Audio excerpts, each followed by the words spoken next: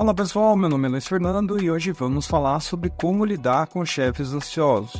Ansiedade é o mal do século, então provavelmente o seu chefe deve ser ansioso. Basicamente, ansiedade é viver no futuro, com medo de como as coisas vão acontecer. A principal característica de um chefe ansioso é ele cobrar demais os prazos. E ele cobra também detalhes da execução dos processos, pensando sempre nos possíveis problemas que aquilo pode acontecer, que aquele processo pode ter. Como lidar com um chefe ansioso? Por causa da ansiedade, o chefe ansioso é naturalmente inseguro e preocupado. Então, o principal foco para você tratar com esse chefe deve ser demonstrar para ele que você é confiável, tanto no seu trabalho, mas principalmente na sua fidelidade ao gestor. Caso você tenha um problema em alguma atividade que ele direcionou, procure encontrar uma forma de se comunicar diretamente com ele. Geralmente o chefe ansioso é bem receptivo a críticas, e o pior que pode te acontecer é ele descobrir que você criticou uma decisão ou direcionamento dele na rádio peão, ou até mesmo com outro gestor. Você deve ter percebido que parece que eu estou falando de todos os chefes. Como eu disse, é uma característica bem comum. Existem graus de chefes ansiosos. O primeiro é o chefe ansioso moderado. É aquele chefe com mais experiência. Geralmente ele passou por algumas situações com a equipe que fizeram controlar essa ansiedade. Eu costumo dizer que é o chefe com a terapia em dia. Ele costuma também deixar os primeiros meses para a equipe se acostumar com ele.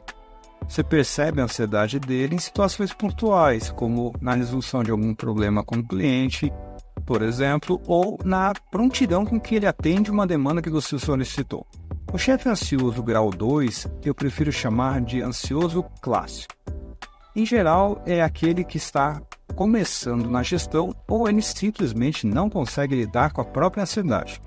Esse chefe costuma antecipar bastante as coisas.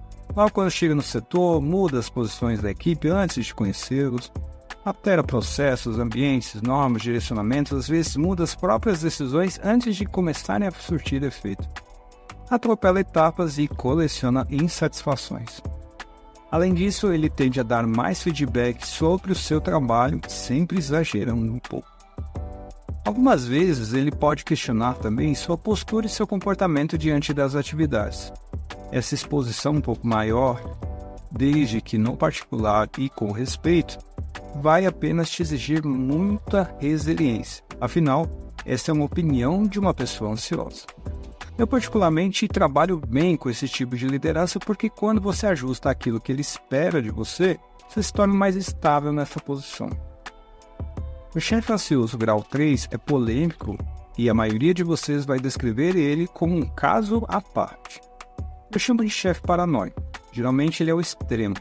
E quando o chefe ansioso passa a ser paranoico, ele começa a achar que as pessoas estão contra ele, que não querem fazer aquilo que ele pede.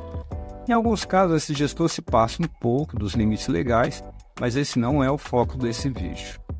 Quando o chefe é paranoico, ele tende a ser mais rígido na avaliação de desempenho, ele busca usar pontos mais rigorosos do RH, como o controle de ponto e corte de bonificações. E ao mesmo tempo ele valoriza demais quem está ao seu lado.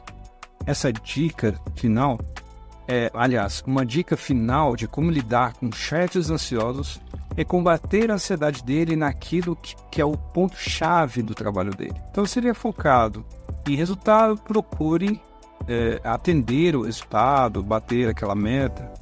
Se ele é mais preocupado com compliance, procure dar mais qualidade e legalidade ao seu trabalho. Mas isso você já sabe. Espero ter ajudado. Até o próximo vídeo. Curtem, compartilhem e coloquem aqui no comentário se você já lidou com algum tipo de chefe ansioso e qual que é o seu chefe mais difícil de lidar.